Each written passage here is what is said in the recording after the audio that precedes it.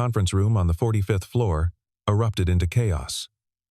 7-year-old Emily Kensington hurled a stack of folders across the polished mahogany table.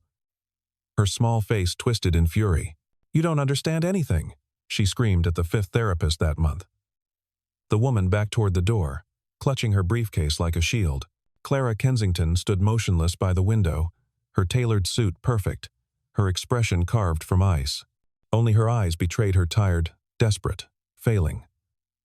When the therapist fled, Clara whispered to the empty air, "Can no one handle this child?" 43 floors below, in the janitor's break room, Ethan Cole cradled his 6-year-old daughter against his chest, humming a lullaby his late wife used to sing. His voice drifted through the ventilation system, soft and warm as candlelight. Upstairs, Emily's head lifted. Her tears stopped. For the first time in months, something reached through the wall she'd built around her heart. Ethan Cole's mornings began in a cramped apartment in Queens, where the radiator clanged and the neighbors argued through paper-thin walls. He'd wake before dawn, brew cheap coffee in a pot older than his daughter, and stand at the kitchen window watching the city wake up. His hands scarred from years of equipment handling, calloused from mop handles, moved with surprising gentleness as he braided Leela's honey-brown hair. She'd chatter about her drawings, her friends, her latest obsession with butterflies, and he'd listen like she was reciting poetry. They'd take the subway together, her small hand in his, until he dropped her at the public school 3 blocks from his work. Ethan had been a sound engineer once, back when music meant something more than survival. He'd worked with artists whose names still topped charts, had mixed tracks that went platinum, had felt the pulse of creation in his fingertips. Then came the pregnancy complications, the emergency. The choice between a career and being present for his dying wife's final wish that their daughter would never feel abandoned. He'd held Sarah's hand as the machines beeped their final symphony. And when Lila was placed in his arms, still covered in vernix and possibility, he knew his old life was over. Now he pushed a mop cart through the marble halls of Kensington Holdings, invisible to the executives who rushed past in their $1,000 shoes. He didn't mind. Invisibility had its advantages. He could observe without being observed, could listen to the rhythm of this strange world where money moved like water and people treated each other like chess pieces. Clara Kensington's mornings began in a penthouse that overlooked Central Park, where silence was purchased by the square foot and maintained by staff who knew better than to speak unless spoken to. She'd wake at 5, run 4 miles on a treadmill that cost more than most cars, then stand under a rainfall shower that never quite washed away the exhaustion. Her reflection in the bathroom mirror showed a woman of 32 who could pass for 25 excellent bone structure, disciplined eating, strategic Botox, beautiful, and absolutely alone. By 7, she'd be in her office, reviewing reports that judging the fates of thousands of employees she'd never meet. She signed contracts that moved millions, fired executives who failed to meet targets, approved mergers that made headlines. Her assistant brought her meals she barely touched. Her phone buzzed with messages she answered in clipped sentences. She was brilliant, ruthless, successful, and utterly incapable of reaching the daughter who lived 3 floors above her office in a private suite designed by child psychologists. Emily had stopped speaking after the plane crash that killed her father. Stopped smiling. Stopped trusting that the world was anything but a place where people you loved vanished into smoke and wreckage. Clara had hired the best trauma specialists from Johns Hopkins, therapists trained in Switzerland, nannies with credentials that read like doctoral dissertations. Emily had outlasted them all. She'd throw tantrums that left rooms destroyed, would lock herself in closets for hours, would stare at adults with eyes that saw through their practiced compassion to the fear underneath. The 2 worlds existed in the same building but might as well have been on different planets. Ethan mopped the lower floors where paralegals worked late and interns fetched coffee. He'd empty trash bins full of discarded dreams, rejected proposals, printed emails announcing layoffs, half-eaten lunches that cost more than his groceries for a week. Sometimes, late in the evening when most staff had gone home, he'd hear piano music drifting down from the upper floors. Hesitant notes, repeated scales, the sound of someone learning. He'd pause, mop in hand, and close his eyes. Music had been his language once. Now it was just an echo of who he used to be. Clara, meanwhile, watched her employees through security monitors, a habit born from corporate paranoia and personal loneliness. One evening, while reviewing footage, she saw him, the janitor with the kind face, kneeling beside his daughter in the lobby, helping her tie her shoe. The little girl laughed at something he said, threw her arms around his neck, and Clara felt something crack inside her chest. It had been so long since Emily had laughed like that. So long since Clara had felt anything but the dull ache of inadequacy. She didn't know his name, didn't know his story, but she watched him walk away, hand in hand with his daughter, and felt the weight of everything she'd lost. The afternoon had happened. Emily had been particularly difficult. She'd refused her tutoring session, thrown her lunch against the wall, and screamed at the nanny until the woman quit on the spot. Clara had been in Tokyo on a video call when security informed her that Emily had escaped her suite again. They found her 40 minutes later, not hiding in her usual spots, but in the janitor's break room on the 12th floor. Ethan had been organizing cleaning supplies when the door burst open and a small tornado in a designer dress rushed in. Emily grabbed his mop like a sword, her eyes wild, but not frightened, curious. He'd seen that look before, in Lila's eyes when she discovered something new. "You want to help me clean?" he asked. Not talking down, just talking. She stopped mid-swing, stared at him. He pulled out a spray bottle and a rag. "This is the secret technique. You spray 3 times, no more, no less than you wipe in circles, counterclockwise. Very important." Emily took the rag, sprayed exactly 3 times, wiped in careful circles. For the first time in months, she was following directions. Not because she was forced to, but because someone had made it sound like an adventure rather than a chore. Ethan heated up water in the break room microwave, mixed in cocoa powder, and a splash of vanilla extract the way Sarah used to make it. He told Emily about Lila, about their morning routine, about the butterfly book they were reading together. Emily listened, perched on a folding chair, her legs swinging, a tiny smile playing at the corners of her mouth. When Clara found them 20 minutes later, she was prepared to unleash fury. She'd run from her meeting, taken the stairs instead of waiting for the elevator, her heart pounding with fear and frustration. But when she burst through the door, the words died in her throat. Emily was leaning against the janitor's shoulder, holding a mug of cocoa, telling him about the piano piece she'd been practicing. Her voice was soft but clear, her expression peaceful in a way Clara hadn't seen since before the crash. Ethan looked up, saw the CEO, and understood immediately. He gently shifted Emily upright. "Someone's here to take you home," he said softly. Emily's face closed, like a door slamming shut.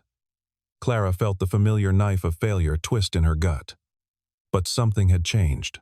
Emily looked back at Ethan as Clara led her away, and that look said everything. She'd found something in that break room that all the money and expertise in the world hadn't provided. That night, Clara couldn't sleep. She pulled up the security footage from the break room, watched the entire encounter. Watched this stranger treat her daughter like a person rather than a problem. Watched Emily respond with trust instead of terror. And Clara, who hadn't cried since her husband's funeral, who prided herself on emotional control, sat alone in her office at 2 a.m. and wept.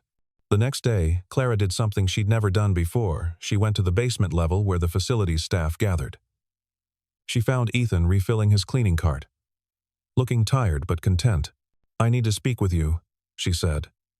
Her voice came out harsher than intended, the CEO tone she couldn't quite turn off. He followed her to a small conference room, standing rather than sitting, maintaining the invisible line between employer and employee. Clara got straight to the point. "My daughter only talks to you. I don't understand why. But I'm offering you a temporary position. Help her communicate. Spend time with her. Just be whatever it is you were yesterday. I'll triple your current salary." Ethan was quiet for a long moment. "With respect, ma'am, you can't buy what your daughter needs. She doesn't need an employee. She needs someone who sees her, not her diagnosis or her difficulties. Someone without an agenda." Clara's jaw tightened. "Name your price." "There is no price," Ethan said simply. But if you're asking me to spend time with your daughter, I'll do it. Not for money. Because no child should feel as alone as she clearly does. The words hit Clara like a physical blow, but he wasn't being cruel, just honest. The arrangement caused immediate uproar. Senior executives whispered in elevators. HR submitted concerned memos. The director of security suggested background checks and liability waivers. Clara overrode them all with the blunt instrument of her authority. Ethan started coming to Emily's suite after his shift ended. No structured lessons. No therapy techniques. He taught her to water the plants on the terrace, explaining how roots need both water and air to breathe. He showed her how to organize her books by color, turning chaos into rainbow order. He brought his guitar hadn't played in years, but for this, he made an exception and taught her simple chords. And he listened. When Emily talked about her father, Ethan didn't offer platitudes about heaven or time-healing wounds. He just nodded and said, "Missing someone never really stops, but it can become softer. Like a stone in your pocket, you always know it's there, but it doesn't cut anymore." Emily understood that. One afternoon, Clara came to collect Emily for dinner and found her daughter asleep on the couch, her head resting on Ethan's shoulder. He'd been reading to her from a book about constellations. He looked up, finger to his lips, the universal gesture for silence.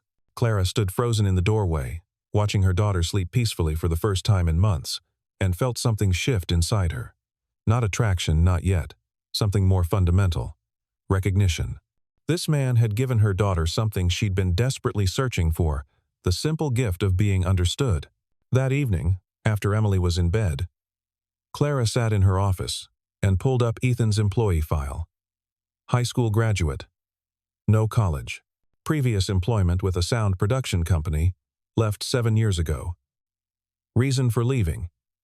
Family circumstances. She saw the gaps in his resume, the obvious step down from engineer to janitor, and understood. He'd sacrificed his career for his child. She'd sacrificed her child for her career. The contrast was painful. The whispers started small, but grew like mold in darkness. The CEO was spending too much time on the 12th floor. The janitor was always in her daughter's suite. People invented explanations that fit their understanding of the world. He must be after her money. She must be having some kind of breakdown. The gossip reached the board of directors. 3 of them requested an emergency meeting. They sat across from Clara in the boardroom, men in their 60s who'd known her father, who'd voted her into the CEO position because she'd proven herself more ruthless than any of them and expressed their concerns. "This looks inappropriate," the eldest one said carefully. "Your judgment may be compromised." Clara's voice could have frozen nitrogen. "My judgment built this company's revenue by 37% in 2 years. When your judgment accomplishes the same, we'll discuss appropriateness." But the pressure mounted. Shareholders called. PR prepared crisis management strategies. Photographers from tabloids started lurking outside the building, hoping to catch something scandalous. Ethan heard about it from other employees, saw the looks he was getting from security. One evening, he didn't show up to Emily's suite. Or the next. By the 3rd day, Emily had stopped speaking again. Clara found him in the parking garage, about to leave. She didn't care who saw, didn't care about appearances or protocols. "You're leaving because of the rumors. I'm leaving because staying hurts your reputation.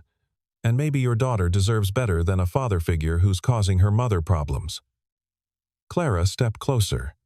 "You did what dozens of trained professionals couldn't do. You reached my daughter. Don't you dare walk away, because some bitter people can't understand that." Her voice cracked. "Please. She needs you." The last 2 words cost her everything. Clara Kensington, who'd built an empire on never showing weakness, was begging a janitor not to leave. Ethan looked at her for a long moment, saw past the designer clothes and the authority to the desperate mother underneath. "Okay," he said quietly. "I'll stay."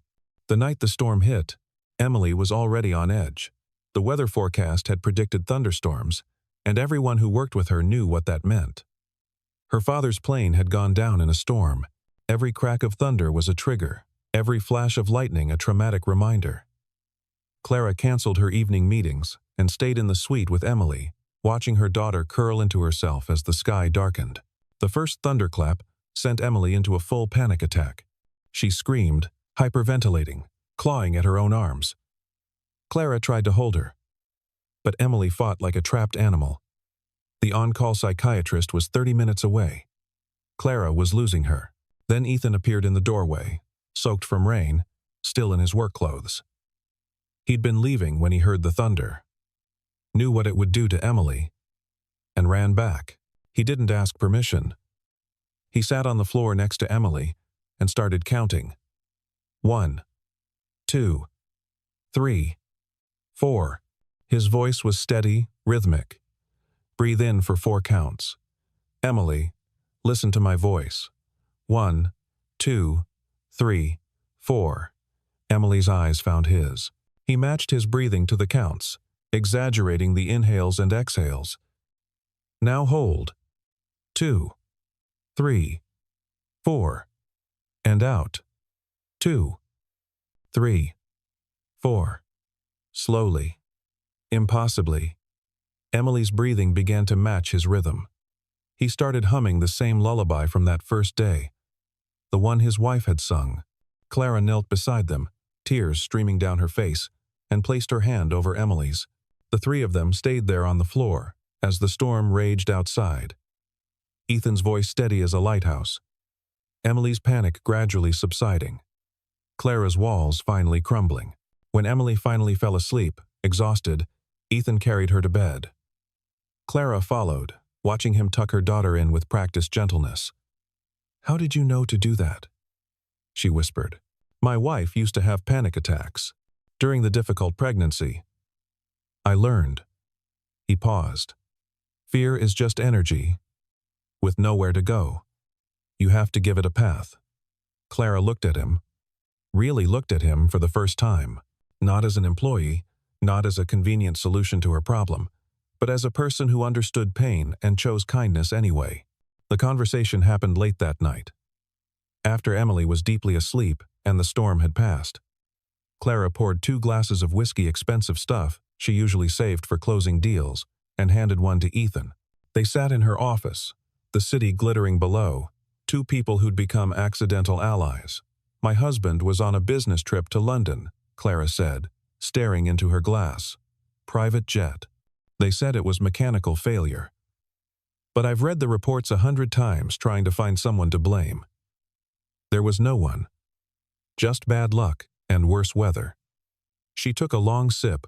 Daniel was. He was the dreamer. I was the operator. He'd have these wild ideas about charity initiatives and sustainable investing, and I'd figure out how to make them profitable. We were a good team. And then one morning I got a call, and suddenly I was alone with a 4-year-old who watched her father leave and never saw him come back. Ethan listened, didn't interrupt. Let her words fill the space. Emily used to be so bright, curious about everything. After the crash, it was like someone turned off a light inside her, and I didn't know how to turn it back on. I'm good at business, at strategy, at making hard decisions. But I couldn't save my own daughter from her grief. She looked at him. "How do you do it? How do you stay so gentle?" After losing someone, Ethan was quiet for a long time. When he spoke, his voice carried the weight of old pain that had been worn smooth. "My wife was a singer. Sarah. She had this voice that could make you cry even when she was singing about grocery lists. We met at a studio session. I was mixing her demo. She sang a song she'd written about hope, and I fell in love right there behind the soundboard." He smiled at the memory. When she got pregnant, we were terrified and thrilled, but her blood pressure kept spiking. The doctor said bed rest, said it would be fine. It wasn't fine. She hemorrhaged during delivery. They had to choose her or the baby. She made the choice before they could ask me. Left a note with the nurse. "Save our daughter. Her name is Lila. Tell her I'm in every song she'll ever hear." His hands tightened around the glass. For the first year, I was just surviving. Bottles and diapers, and this screaming infant who needed so much. And I had nothing left to give. I hated the world. Hated Sarah for leaving me. Hated myself for being angry at her. But Lila kept growing, kept changing, and one day she smiled at me, really smiled, and I understood. Sarah's last gift wasn't just our daughter. It was the choice to keep loving, even when it hurts. Clara's tears fell openly now. I don't know how to do that. I shut down after Daniel died. Threw myself into work because numbers don't leave you. Markets don't die in plane crashes. I thought I was protecting Emily by being strong, but I was just hiding. You're not hiding anymore, Ethan said gently. You're here. You asked for help. That's not weakness. That's love. The words hung between them, profound in their simplicity. Clara realized she hadn't talked about Daniel really talked. Not just the sanitized version she gave journalists since the funeral. And this janitor with kind eyes and calloused hands had given her something she didn't know she needed. Permission to be human again. 2 weeks later, Clara did something unprecedented. She invited Ethan and Lila to dinner at her penthouse. Emily had been asking every day, "When is Mr. Cole coming back? Can Lila visit?" And Clara realized her daughter wanted to share this new source of happiness, rather than keep it separate from her home life. Ethan showed up in his cleanest jeans and a button-down shirt. Lila in a sundress covered with butterflies, both of them clearly nervous. Emily answered the door and practically dragged Lila inside, chattering excitedly about her room, her toys, her piano. The two girls disappeared upstairs, leaving the adults in an enormous kitchen that looked like it had never seen actual cooking. "I should warn you," Clara said. "I'm terrible at this. I have a chef, but I sent him home. This was supposed to be authentic."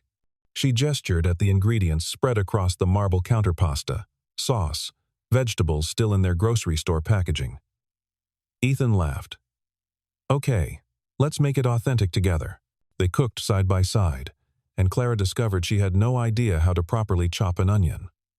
Ethan showed her, his hand guiding hers, and they both froze for a moment at the unexpected intimacy of it. The girls thundered back downstairs, and dinner became chaotic and wonderful. Lila told stories with dramatic hand gestures. Emily laughed, actually laughed at her jokes. Clara burned the garlic bread, and Ethan salvaged it with humor. They ate at the dining table that usually hosted business dinners, and for once the enormous room felt like home. After dinner, Emily pulled Lila to the piano. "I'll teach you what Mr. Cole taught me." She played a simple melody, her fingers careful on the keys. When she finished, both girls looked at the adults with identical expressions of pride. "That was beautiful," Clara said, and meant it. As Ethan and Lila were leaving, Emily hugged him tightly. "I want you to be my mom's friend. Like, her real friend, not just mine." Ethan glanced at Clara over Emily's head. Their eyes met, and something passed between them, acknowledgement of the impossible thing growing despite all logic. "I'd like that too," he said quietly. The article appeared in a third-rate tabloid, but it spread fast.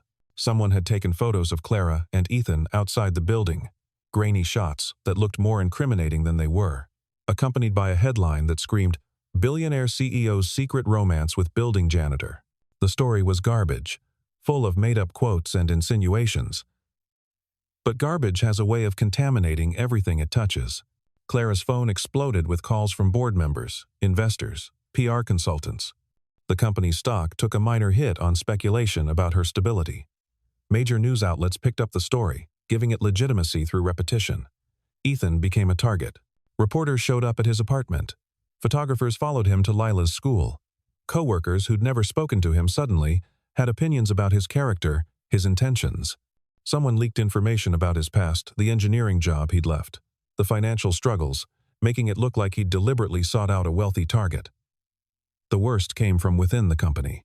Marcus Hendricks, a senior VP who'd wanted Clara's position, called an impromptu board meeting. He presented a narrative carefully constructed from truth and lies.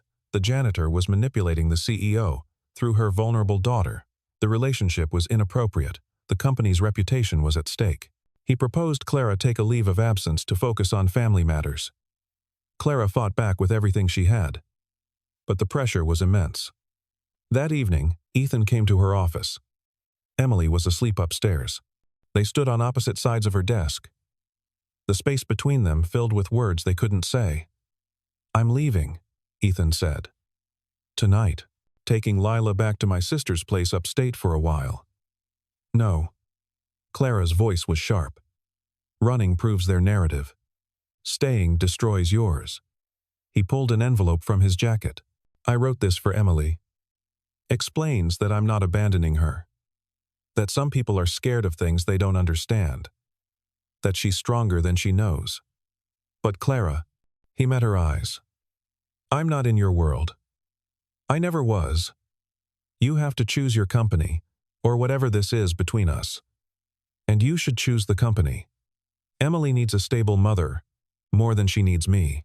He left the envelope on her desk and walked out. Clara stood there, alone in her office overlooking Manhattan, and felt the full weight of the impossible choice he'd given her. A month of silence followed. Ethan stayed upstate, working construction jobs and trying to explain to Lila why they couldn't go home yet. Emily retreated back into herself, not as severely as before, but the light had dimmed. She asked about Ethan every day, until Clara's heart broke from the asking. Clara threw herself into damage control, gave a carefully crafted interview about respecting privacy and focusing on family, settled the board's concerns with quarterly projections that exceeded expectations, donated $1 million to children's mental health initiatives. The rumors gradually faded, replaced by newer scandals. But the victory felt hollow. She'd saved her company and lost something infinitely more valuable. The charity event was annual, a gala raising funds for arts education in public schools. Clara attended because it was expected, wearing a designer gown and a practiced smile. She networked, wrote checks, gave a speech about the importance of music programs. The evening was nearly over when the children's showcase began. Young musicians from city schools performed pieces they'd learned that year. Clara was preparing to leave when a small figure walked onto the stage. Emily. Clara's heart stopped. She hadn't known Emily was performing her daughter. Had barely spoken to her lately, keeping everything inside. Emily sat at the piano, her hands resting on the keys. She looked terrified. Then she spoke into the microphone, her voice small but clear. "This is called Where Love Still Lives. My friend's daddy taught me. It was his wife's favorite song." Emily's fingers touched the keys. The melody was simple, but haunting clearly the work of someone who'd written from the heart, rather than training. She made mistakes, hesitated, but kept going. Halfway through, a guitar joined from backstage. Ethan walked out, instrument in hand, supporting her with gentle chords. The audience went silent. Clara felt tears streaming down her face. This was the song he'd mentioned, the one Sarah had loved. He was sharing the most precious piece of his grief to help her daughter heal. Emily grew more confident with him there. The music swelled, and in it you could hear hope struggling against sorrow, beauty emerging from loss. When the last note faded, the silence held for a long moment. Then applause erupted, but Clara was already moving. She walked onto the stage, not caring about protocol or appearances. Ethan looked at her, his expression unguarded for once, showing everything he'd been holding back. "Don't go," Clara said. The microphone caught her words, broadcast them to the entire room, but she didn't care. "Don't leave us. I don't care what people think. I don't care about the company, or my reputation, or any of it. You taught me how to be human again. Emily needs you. I need you. Please stay." Ethan set down the guitar, crossed the distance between them. "Are you sure? Once this moment is public, there's no taking it back." "I'm sure." Clara's voice was steady. "I choose this. I choose us." Emily launched herself at both of them, wrapping her small arms around their legs. Lila ran out from backstage to join the hug. And there, in front of Manhattan's elite, under stage lights that made everything visible, two broken families became something new. The applause was deafening. A year later, Clara stood in a different office, smaller, less prestigious, but filled with natural light and the sound of children's laughter. She'd stepped down as CEO of Kensington Holdings, though she remained on the board. Her new venture was a foundation supporting children who'd lost parents, providing therapy, education, and art programs. It was Daniel's dream, finally realized. Ethan taught music classes in the foundation's community center, working with kids who needed someone to listen as much as instruct. His engineering background proved useful. He designed a recording studio where children could preserve their memories in song. Lila and Emily were inseparable, attending the same school, finishing each other's sentences, planning elaborate games that spanned days. Emily still had hard moments. Grief didn't evaporate, but she'd learned it was okay to feel sad, and okay to feel happy. Sometimes both at once. One afternoon, Clara watched through the office window as Ethan helped a shy boy tune a guitar. He had the same patient expression he'd worn that day in the janitor's break room, the kindness that had saved her daughter and, in a way, saved her too. She thought about the impossible journey that had brought them here, how the space between their worlds had seemed uncrossable, until a little girl's pain had built a bridge. Emily appeared beside her, slipping a hand into Clara's. "Mom, are you happy?" Clara squeezed her daughter's hand. "Yes, sweetheart, I really am." Through the window, the late afternoon sun painted everything gold. Ethan looked up, saw them watching, and smiled the kind of smile that said home, and safety, and love. No one could handle the billionaire's daughter, they'd said. Until someone who didn't see a problem to solve, just a child who needed to be seen. Until someone who understood that healing doesn't come from expertise or money, but from the simple courage to show up, to care, to stay. In the end, the impossible thing wasn't that a janitor could reach a CEO's daughter. The impossible thing was that in a world obsessed with status and wealth, and keeping people in their designated places, love still found a way. And sometimes, the greatest act of courage isn't climbing higher, it's being willing to meet someone exactly where they are and build something beautiful from there.